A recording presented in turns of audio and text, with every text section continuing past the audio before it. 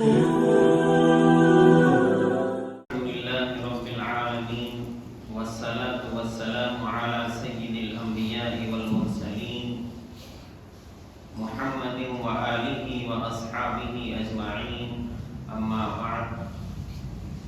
أعوذ بالله من الشيطان الرجيم بسم الله الرحمن الرحيم وذكر فإن الذكرى تنفع المؤمنين صدق الله العظيم وقال النبي صلى الله عليه وسلم الدين النصيحة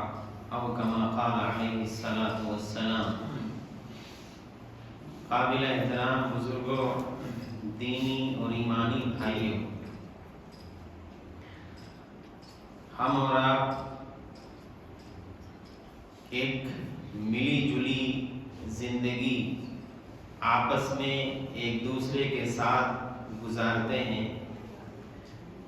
دنیا میں بہت کم لوگ ایسے ہوں گے جو تنہا رہنا پسند کرتے ہوں، جو لوگوں سے ملنا جلنا، بات چیت اور معاملات رکھنا جن کو ناپسند ہو. ایسے بھی شاید دنیا میں لوگ پائے جاتے ہوں لیکن بہت کم ہیں. اور عام طور پر دنیا میں بسنے والا ہر انسان یہ چاہتا ہے کہ وہ جہاں اپنا گھر لے، جہاں وہ اپنا بسیرا کرے زندگی گزارنے کا، جہاں وہ اپنا انتظام کرے، وہ یہ چاہتا ہے کہ وہ ایک پوری سوسائٹی ہو، وہاں آس پاس کچھ گھر بھی ہوں، کوئی مارکیٹ بھی ہو. یعنی روزمرہ کی جو بنیادی ضروریات ہیں انسان کی، جہاں وہ پوری ہو سکیں، جہاں خوشی اور غمی میں کچھ لوگ شرکت کرنے والے بھی ہوں، کچھ ہمدرد بھی ہوں، کچھ دیکھ بھال رکھنے والے بھی ہوں. ہر انسان چاہتا ہے کہ ایسی جگہ پر میں زندگی گزاروں. اس ایسی ملی جلی جگہ کا نام ہی ہم لوگ معاشرہ کہتے ہیں، سماج اس کو کہتے ہیں، سوسائٹی اس کو کہتے ہیں. اب اس سوسائٹی میں جب لوگ رہتے ہیں، ہم اور آپ جب رہتے ہیں، تو کچھ اونچ نیچ بھی ہوتی ہے، کسی بات کو لے کر بحث مباحثہ بھی ہو جاتا ہے، کبھی گرما گرمی بھی ہو جاتی ہے، کبھی کبھی لوگ آپس میں ایک دوسرے سے ہاتھ دبائی کی نوبت بھی آ جاتی ہے. تمام طرح کی چیزیں سماج میں، سوسائٹی میں دیکھنے کو ملتی ہیں. بہت سے کام ایسے ہوتے ہیں جو بڑے اچھے ہوتے ہیں، اور بہت سی چیزیں ایسی دیکھنے میں آتی ہیں جو بڑی گندی اور گھناؤنی ہوتی ہیں. ہر طرح کی چیزیں سماج کے اندر پائی جاتی ہیں. ایک سماج، ایک معاشرہ، ایک سوسائٹی، اس کی اصلاح کیسے ہو، کیسے ہمارا سماج، ہماری سوسائٹی ایک بہترین سوسائٹی کہلائے. ہم لوگ دیکھتے ہیں کہ رات دن مدرسوں میں، مسجدوں میں، اس سے آگے بڑھ جائیں تو تمام مسلم تنظیمیں جو آرگنائزیشنز ہیں، ویلفیئر فاؤنڈیشنز جتنی ہیں، تمام کے تمام لگے ہوئے ہیں. بڑی بڑی کانفرنس ہو رہی ہیں، جلسے ہو رہے ہیں، سیمینار ہو رہے ہیں، لٹریچر تیار کیے جا رہے ہیں، کتابیں لکھی جا رہی ہیں. سب کی کوشش یہ ہے کہ کسی طریقے سے ہماری جو سوسائٹی ہے، ہمارا جو سماج ہے، وہ کسی طرح سے صحیح ہو جائے. لیکن اس کے باوجود ہم دیکھتے ہیں کہ سماج بجائے صحیح اور درستگی کی طرف جانے کے، وہ دن بدن الٹے قدم، بالکل ایسا لگتا ہے بھاگ رہا ہے برائیوں کی طرف، کہ فحاشی اور عریانیت، بے پردگی اور بے حیائی کے کام اور جرائم کا دائرہ بجائے گھٹنے کے بڑھتا چلا جا رہا ہے. نشے کا استعمال بجائے کم ہونے کے بڑھتا چلا جا رہا ہے. اور صورتحال یہ ہو گئی ہے کہ ایک باپ اپنے بچوں سے پریشان، بچے اپنے باپ سے پریشان، لوگ آپس میں ایک دوسرے سے ایسے شکوے شکایت کر رہے ہیں، اور بالکل ایسی کسی کی سننے کو تیار نہیں ہے. ہر شخص ہے کہ وہ اپنے میں مگن ہے. یہ صورتحال ہے جو دیکھنے میں آ رہی ہے. ایسا لگتا ہے کہ جیسے ہمارے تمام علماء، چھوٹے بڑے جو بھی لگے ہوئے ہیں، تمام مدرسے، مسجدیں، تمام تنظیمیں، جو آرگنائزیشن جو بھی محنت کر رہی ہیں سوسائٹی کو ریفارم کرنے اور اس کی اصلاح کرنے کی، وہ سب جیسے لگتا ہے کہ بیکار چلا جا رہا ہے. جیسا لگتا ہے کہ محنتیں بالکل ضائع ہوتی چلی جا رہی ہیں. کوئی اصلاح اور سدھار جو ایک ہونا چاہیے، جو ایک دکھنا چاہیے، وہ بظاہر نظر نہیں آتا. اس کی وجہ کیا ہے؟ ہم سب اس پر غور کریں. ظاہر سماج میں میں تو اکیلا رہتا نہیں ہوں، آپ بھی رہتے ہیں، یہ بھی رہتے ہیں، تمام لوگ سماج میں رہتے ہیں. سب لوگوں کے مل جل کر رہنے ہی سے سماج بنتا ہے. تو سماج کو ریفارم کرنے اور اس کی اصلاح کی ذمہ داری جیسے میری ہے ویسے ہی آپ کی بھی ہے. ہر شخص کی ذمہ داری، حدیث میں کہا گیا کلکم راع وکلکم مسئول عن رعیتہ، ہر شخص تم میں سے ذمہ دار ہے، ہر شخص ہے اس کی ذمہ داری اور ماتحت جو لوگ ہیں ان کے تعلق سے کل قیامت میں سوال کیا جائے گا اللہ کے. ہر شخص کی ذمہ داری ہم سب کو غور کرنا ہے. عام طور پر دیکھنے میں یہ آتا ہے کہ ہم اور آپ ہی نہیں بلکہ بڑے پیمانے پر اگر چلے جائیں، انٹرنیشنل لیول پہ اگر آپ چلے جائیں تو یہ چیز دیکھنے میں آتی ہے کہ لوگ دوسرے کو پہلے صحیح کرنا چاہتے ہیں.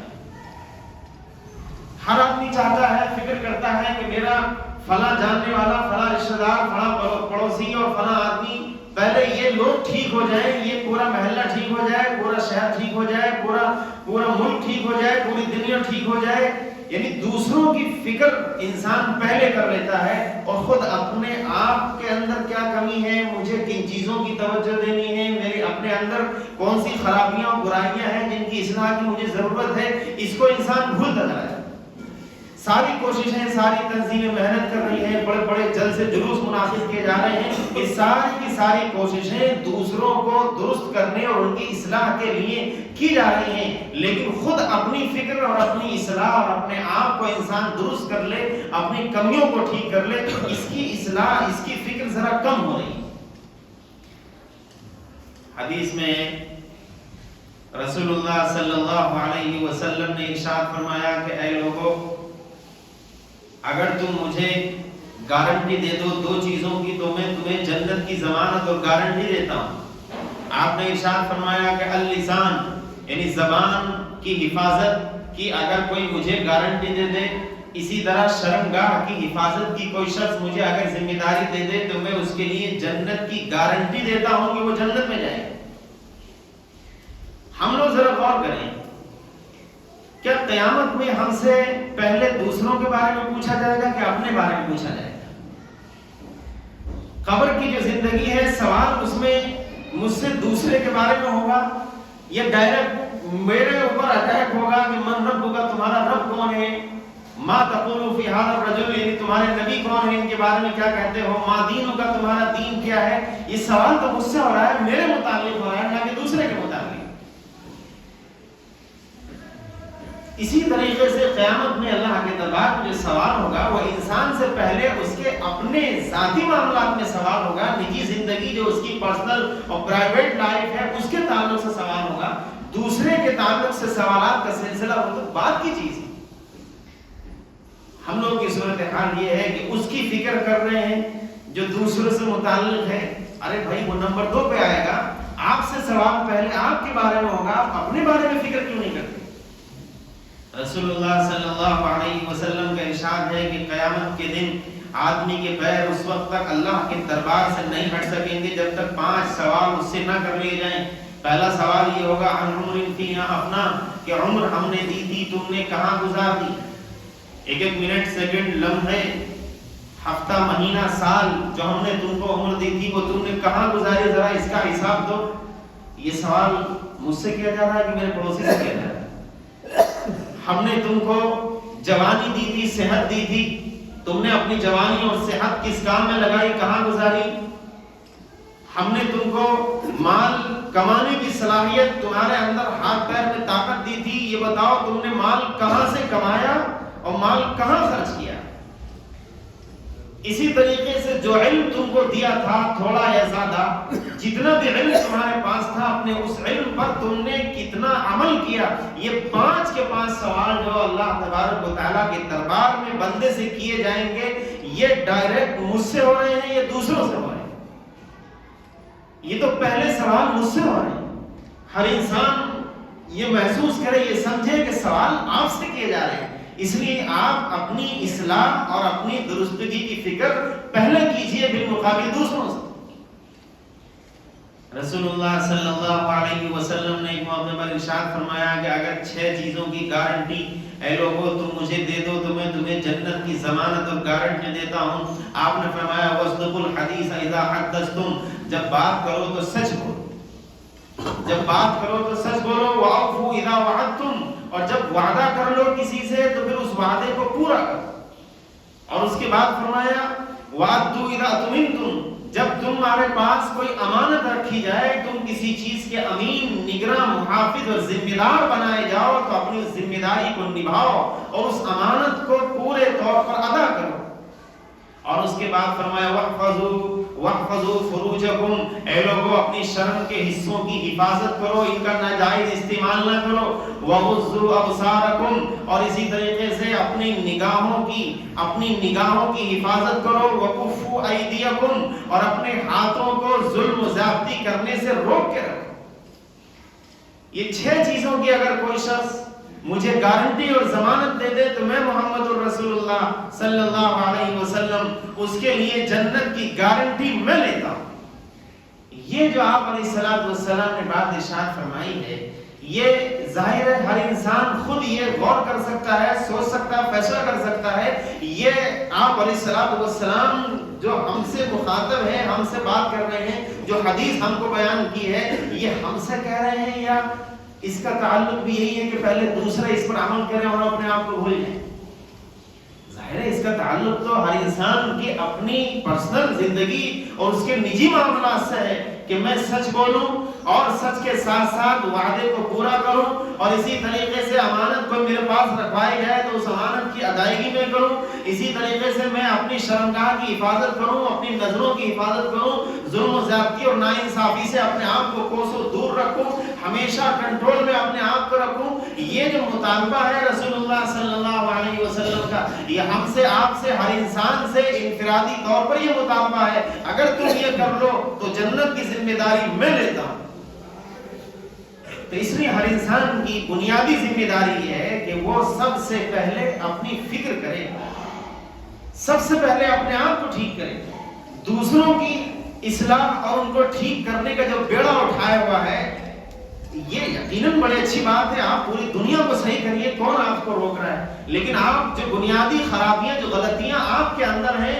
قرآن نے کہا لا تقربوا الزنا انہ کان فاحشہ، اے لوگوں زنا کے قریب بھی مت جانا، بڑی گندی اور گھناؤنی چیز ہے. حدیث میں آتا ہے کہ العینان تزنیان، انسان کی آنکھیں زنا کرتی ہیں،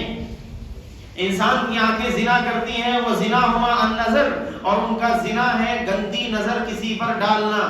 اسی طریقے سے انسان کے ہاتھ زنا کرتے ہیں، ہاتھوں کا زنا یہ ہے کہ کسی گندی اور ایسی حرام چیز کو پکڑنا جس کو اللہ نے سختی سے منع کیا ہے. اسی طریقے سے انسان کے کان اور اس کی زبان، ہر ایک عضو، ہر حصہ جسم کا زنا کرتا ہے. اور کان کا زنا یہ ہے کہ غلط ایسی باتوں کو سننا، اور پیر کا زنا یہ ہے کہ زنا کے راستے پر چلنا. اسی لیے قرآن کریم نے کہا لا تقربوا الزنا، اے لوگوں زنا کرنا تو بہت دور کی بات ہو گئی، زنا تک پہنچنے والے جو ذرائع، جو اسباب، جو تمہارے وہاں تک جانے کے راستے ہو سکتے ہیں، ان پر بھی مت چلو. یہ کس سے کہا جا رہا ہے؟ یہ تو ہر انسان سے، اپنے آپ سے کہا جا رہا ہے کہ آپ ہر آدمی اپنی فکر کرے، اپنے ہاتھوں کو صاف کرے، اپنی نگاہوں کو صاف کرے، اپنے کانوں کو صاف کرے، اپنے دماغ کو صاف کرے، اپنے دل کو صاف کرے، اپنی زبان کو صاف کرے، اپنے پیروں کو صاف کرے. یہ تو ہر انسان کی اپنی بنیادی ضرورت اور بنیادی اس کی ذمہ داری ہے کہ خود آپ اپنے آپ کو پہلے ٹھیک کر لیجئے، اور جب آپ خود اپنے آپ میں ٹھیک ہو جائیں تب پھر آگے بڑھیے. اب آپ کی ذمہ داری یہ ہے کہ اب آگے بڑھیے، آ جائیے اپنی اولاد اور اپنے گھر والوں پر. یہ دوسرے نمبر کی چیز ہے. قرآن کہتا ہے یا ایھا الذین آمنوا قوا انفسکم واہلیکم نارا، اے وہ لوگوں جو ایمان لا چکے ہو، اپنے آپ کو اور اپنے آل اولاد، اپنے بیوی بچوں، اپنے گھر والوں کو جہنم کی آگ سے بچاؤ. اس جہنم کی آگ سے بچاؤ. وقودھا الناس والحجارہ، جس کا ایندھن انسان اور پتھر ہیں. علیہا ملائکۃ غلاظ شداد، ایسے سخت قسم کے فرشتے اللہ کی طرف سے اس جہنم پر تعینات ہیں. لا یعصون اللہ ما امرہم، اللہ کی طرف سے جو حکم ان کو ملتا ہے اس حکم کو پورا کرنے میں وہ ذرا بھی نافرمانی نہیں کرتے. جیسا حکم دیا جاتا ہے ویسا پورا کر کے دکھاتے ہیں. اس جہنم کی آگ سے اپنے آپ کو، اپنے بیوی بچوں، اپنے گھر والوں کو بچاؤ. تو دوسرا نمبر آتا ہے اپنی اصلاح کے بعد اپنے بیوی بچوں اپنے گھر کی اصلاح، کہ ہر انسان دوسرے نمبر پر ان کی فکر کرے۔ رسول اللہ صلی اللہ علیہ وسلم نے ارشاد فرمایا کہ اس دنیا جہاں میں سب سے حسین اور سب سے قیمتی، سب سے بہترین تحفہ جو ایک باپ اپنے بچے کو دے سکتا ہے وہ ہے حسن ادب، اچھا سلیقہ، اچھی تعلیم، اچھی تربیت، اچھی تہذیب اور اچھا سلیقہ اپنے بچے کو سکھایا اگر کسی باپ نے، تو دنیا میں اس باپ سے زیادہ قیمتی تحفہ اپنی اولاد کو کسی نے نہیں دیا۔ سب سے قیمتی تحفہ یہ ہے کہ ہر باپ اپنے بچوں کو ادب سکھائے، تہذیب سکھائے، سلیقہ سکھائے، بات چیت کیسے کرنی ہے، اٹھنا بیٹھنا کیسے ہے، کہیں آنا جانا کیسے ہے، زبان صاف رکھنی ہے، آنکھیں صاف رکھنی ہے، ہر چیز کوئی ایسا تو نہیں کہ جسم کا کوئی حصہ کہیں غلط تو نہیں استعمال ہو جائے، اس کی فکر کرنا۔ اور یہ تعلیم اپنے بچوں کو یہ سیکھ دینا، یہ اگر کسی باپ نے تحفہ اپنے بچوں کو دے دیا ہے تو یہ تحفہ دنیا کا سب سے حسین اور بہترین تحفہ ہے جو ایک باپ کی طرف سے بچے کو دیا جا سکتا ہے۔ یہ دوسری چیز ہے جس کی فکر کرنی ہے۔ اسی طرح اب باری آتی ہے اپنے پڑوسیوں کی، آپ اپنی اصلاح سے چلے، اپنے گھر والوں کی، اس کے بعد اب باری آئی دائرہ اپنا بڑھائیے، آپ اپنے پڑوسیوں تک جائیے اور اپنے پڑوسیوں میں غور کریے کہ کون ہے ایسا جو دین پر نہیں چل رہا ہے، ہم ایسا کیا کر سکتے ہیں جس کے نتیجے میں ہم اپنے پڑوسی کو دین پر لا سکیں، اس کے معاملات اگر خراب ہیں تو ہم اس کے معاملات درست کرا سکیں، کوئی اگر سودی کاروبار میں پھنسا ہوا ہے تو کیسے اس کو اس سود کی لعنت سے بچا کر اسلام کے عدل و انصاف والے تجارتی ماحول میں لا کر اس کو ہم پروان چڑھنے کا اور اس کی پرورش اور اس کو جینے کا موقع فراہم کریں، اس کی فکر کرنی ہے ہمیں اور آپ کو۔ رسول اللہ صلی اللہ علیہ وسلم نے ایک موقع پر اپنے خطبے میں ارشاد فرمایا کہ کیا ہو گیا ہے لوگوں کو کہ لوگ اپنے پڑوسیوں کو دین نہیں سکھاتے، ان کو نصیحت نہیں کرتے، ان کو دین کی سمجھ بوجھ ان کے اندر پیدا نہیں کرتے، ان کو علم نہیں سکھاتے، اور کیا ہو گیا ہے لوگوں کو کہ لوگ اپنے پڑوسیوں سے دین سیکھنے کو تیار نہیں ہیں، اپنے پڑوسیوں سے معاملات سیکھنے کو تیار نہیں ہیں، لوگ اپنے پڑوسیوں سے نصیحت حاصل کرنا کو تیار نہیں ہیں۔ یعنی ہر شخص کی، میں ہوں، میں آپ کا پڑوسی، آپ میرے پڑوسی، ہر پڑوسی کی یہ ذمہ داری ہے کہ اپنی اصلاح، اپنے بیوی بچوں کی اصلاح کے بعد آپس میں ایک دوسرے کی اصلاح کے لیے لگ جائے، اور جہاں خرابی نظر آئے میرے اندر تو آپ مجھ سے کہیں پیار محبت سے، مصلحت سے، اور آپ کے اندر کوئی خرابی کوئی برائی نظر آئے تو میں آپ کو ٹوکوں، آپ کو سمجھاؤں، آپ پیار محبت کا اظہار دکھا کر اور اسی طریقے سے کھلے دل کا مظاہرہ کرتے ہوئے اگر میری بات صحیح ہے آپ میری بات کو تسلیم کریں، آپ کی بات صحیح ہے میں آپ کی بات کو تسلیم کروں، اس طریقے سے یہ سماج آپس میں، یہ پڑوس اختیار کرنے والے لوگ یہ آپس میں درست ہوتے چلے جائیں گے، اور جب یہ درست ہو جائیں گے پھر یہ ایک مثالی نمونے کے طور پر ایک معاشرہ، ایک سماج جو ایک حسین و جمیل اسلامی سماج وجود میں آ رہا ہے میرے گھر سے لے کر کے میرے پڑوس، پھر دھیرے دھیرے جب اس کی اچھائیاں اور اس کی خوبیاں دور تک پھیلیں گی، اس کی روشنی جب پھیلے گی تب انشاءاللہ دھیرے دھیرے پورا شہر اور پورا ملک اور پوری دنیا اس اصلاح کی کے دائرے میں آ جائے گی، پھر دھیرے دھیرے برائیوں کا خاتمہ ہوتا چلا جائے۔ یہ ہم سب کی ذمہ داری ہے۔ رسول اللہ صلی اللہ علیہ وسلم نے ارشاد فرمایا من رأى منکم منکرا فلیغیرہ بیدہ، اے لوگوں تم میں سے اگر کوئی شخص برائی ہوتے ہوئے دیکھے اور برائی کو روکنے کی اگر طاقت اور قدرت اللہ نے تم کو دی ہے تو اپنے ہاتھ سے جا کر اپنی طاقت کا استعمال کر کے اس گناہ اور اس برائی کو روکو، اور لوگوں کو برائی کرنے سے ان کو روک دو، اپنی طاقت اور اپنی شان و شوکت، اپنے دبدبے، اپنے عہدے، اپنے منصب کا استعمال کر کے روکو اگر اللہ نے دیا ہے تو، اور اگر ایسا نہیں کر سکتے، یہ صلاحیت اور یہ حیثیت نہیں ہے تو پھر اپنی زبان سے منع کرو لوگوں کو، ان کو سمجھاؤ کہ تم جو یہ کر رہے ہو یہ غلط ہے، یہ گندی چیز ہے، یہ غلط حرکت ہے، لوگوں کو آپ سمجھائیے اپنی زبان سے۔ اگر آپ اتنا نہیں کر سکتے تو پھر فرمایا کہ پھر انسان اپنے دل میں کم از کم اس برائی کو برا سمجھے، وَذَلِكَ أَضْعَفُ الْإِيمَانِ، یہ ایمان کا سب سے کم درجہ ہے کہ انسان کو اگر برائی ہوتے ہوئے دکھ رہی ہے انسان اس کو دل میں بھی برا نہ سمجھے، ایک ہاتھ سے نہ روکے، طاقت نہیں ہے، چلیے کوئی بات نہیں، کم از کم زبان سے آپ اس برائی کو برا کہنے کے نہیں یہ غلط ہے، آپ اس پہ بھی تیار نہیں، تو پھر کم سے کم اتنا تو کر ہی سکتے ہیں کہ اس گناہ کو، اس برائی کو اپنے دل میں یہ خیال پیدا کریں کہ ہاں یہ غلط ہو رہا ہے، یہ اچھا نہیں ہو رہا ہے۔ اگر کوئی آدمی اتنا بھی نہ کرے تو پھر وہ صحیح بات یہ ہے کہ پھر وہ اپنے آپ کو مسلمان کہلانے کا حقدار نہیں۔ اس لیے ہر شخص کی ذمہ داری، ہر شخص اپنی ذمہ داری کا احساس کرے، اور خاص طور پر ایک بات سمجھ لیجئے بڑی اہم، رسول اللہ صلی اللہ علیہ وسلم کی جو حدیث ہے بڑی عجیب و غریب و بڑی پیاری حدیث ہے، جس میں آپ علیہ السلام نے مثال دے کر اپنی امت کو سمجھایا کہ دیکھو سماج کے لوگوں کی مثال ایسی ہے، میری امت کی مثال ایسی ہے جیسے کہ کوئی کشتی پانی میں، سمندر میں تیر رہی ہو، اور اس کشتی میں دو اس طریقے کی منزلیں بنی ہوں، ایک نیچے کی منزل ہے، ایک اوپر کی منزل ہے، نیچے بھی لوگ کچھ سوار ہیں، اوپر بھی کچھ لوگ سوار ہیں، اور صورتحال یہ ہو گئی کہ اوپر والوں کے پاس پانی کا انتظام موجود ہے، لیکن نیچے والے جو لوگ سوار ہیں ان کے پاس پانی ختم ہو گیا ہے۔ اب یہ نیچے کے لوگ جا کر کے اوپر والوں سے پانی مانگے تو اوپر والوں کو چاہیے کہ فوراً پانی ان کو دے دیں، اگر پانی نہ دیا تو پھر ظاہر ہے پانی کے بغیر تو زندگی گزر نہیں سکتی۔ یہ لوگ نیچے آئیں گے اور نیچے کے حصے میں کشتی میں سوراخ کریں گے، اور سوراخ کر کے اگر یہ پانی سمندر سے لیں گے پوری کشتی میں پانی بھرے گا، اور جب کشتی میں پانی بھرے گا تو یہ بھی ڈوبیں گے اور اوپر والے بھی ڈوبیں گے۔ بالکل یہ مثال رسول اللہ صلی اللہ علیہ وسلم نے اپنی امت کو دی کہ لوگوں سماج کے اندر ذمہ داری صرف میری اور آپ کی نہیں، ہر شخص کی ذمہ داری ہے، ہر شخص کی ذمہ داری ہے کہ وہ ذمہ داری کا احساس کرتے ہوئے سماج کی اس کشتی کو، جو ایک سوسائٹی ایک کشتی ہے، اس کشتی میں جو سوراخ ہو رہے ہیں، کہیں پر زنا ہے تو وہ ایک سوراخ ہے، سود کھانا ایک سوراخ ہے، حرام کھانا ایک سوراخ ہے، ظلم کرنا ایک سوراخ، جھوٹ بولنا ایک سوراخ، کسی کی عزت کو اچھالنا ایک سوراخ، کسی کی غیبت چغلخوری کرنا، آپس میں لڑانا اور جھگڑوانا، یہ سارے کشتی کے وہ سوراخ ہیں۔ سماج کے اچھے اور شریف اور مہذب اور حیثیت دار لوگوں نے اگر اپنی ذمہ داری کو نہ نبھایا، تو اتنے سارے سوراخ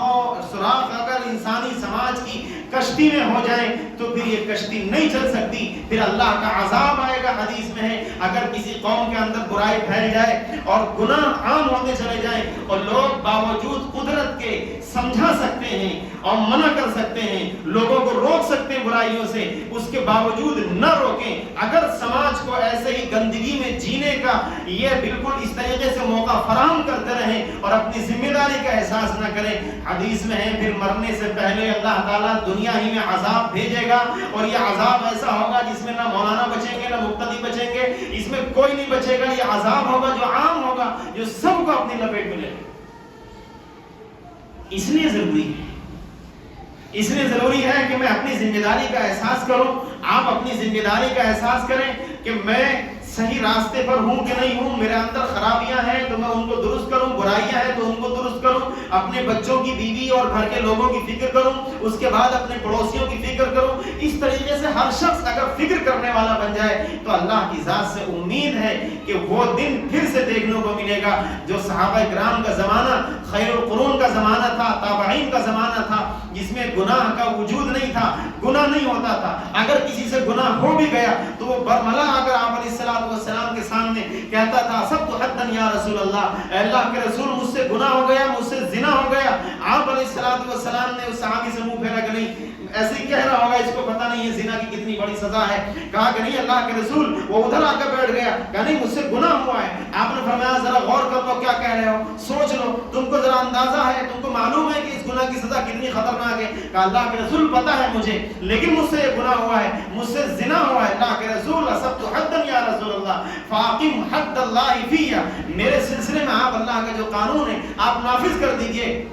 رسول اللہ صلی اللہ علیہ وسلم نے جب تحقیقات کے بعد یہ طے ہو گیا کہ ہاں اس شخص نے جرم کیا ہے اور یہ خود اپنے جرم کا اقرار بھی کر رہا ہے، اعتراف بھی کر رہا ہے، تو پھر ان صحابی کو سزا دی گئی، اور سزا کے طور پر زنا کی جو ایک سزا ہے اسلام میں کہ اگر شادی شدہ جوڑا اگر زنا کر لے تو اس کو پتھر مار مار کر کے ہلاک سنسار کر کے اس کو مار دیا جائے گا اور اس کو سزائے موت دی جائے گی۔ یہ سزا اس صحابی کو، اسی طریقے کا واقعہ ایک صحابیہ کا ہے، ان کو جب یہ سزا دی گئی لوگوں میں یہ چہمے گوئیاں ہوئی کہ ارے چھپا لیتا اپنے جرم کو, اپنے گناہ کو, کون سا کس کو پتہ لگ رہا ہے, بات چھپ گئی تھی, ختم ہو جاتی بات. لیکن وہ صحابی تھے, ان کے دل میں یہ تکلیف تھی, اگر اس گناہ کے بوجھ کو لے کر دنیا سے چلا گیا, اللہ تعالیٰ آخرت میں کیا سزا دے گا اس کو میں سوچ بھی نہیں سکتا.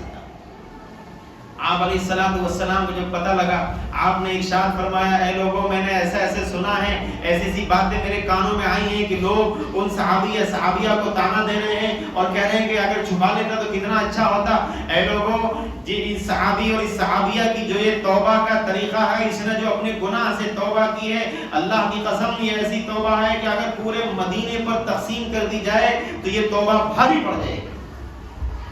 یہ اس وقت ہو سکتا ہے جب ہر شخص اپنی ذمہ داری کا احساس کرے. میں, آپ, ہر شخص سماج کا ایک حصہ ہے. ایک سماج میرے سے نہیں بنتا, آپ سے نہیں بنتا, سب کے ملی جلی زندگی گزارنے سے ایک سوسائٹی وجود میں آتی ہے. ہر شخص جس کو بھی اللہ تبارک و تعالیٰ نے دنیا میں پیدا کیا ہے, اس کی ذمہ داری ہے, کلکم مسئول وکلکم راع وکلکم مسئول عن رعیتی. ہر شخص ذمہ دار ہے, وہ اپنی ذمہ داری کا احساس کرے. اللہ کے دربار میں اس سے, اس کے تعلق سے سوال کیا جائے گا. اگر یہ ذہن میں ہم سب نے بٹھا لیا اور اس پر عمل کرنا شروع کر دیا, اللہ کی ذات سے امید ہے انشاءاللہ ہمارا سماج بھی ٹھیک ہو جائے گا. اللہ تعالیٰ ہم سب کو عمل کی توفیق دے. وآخر دعوانا الحمدللہ رب العالمین.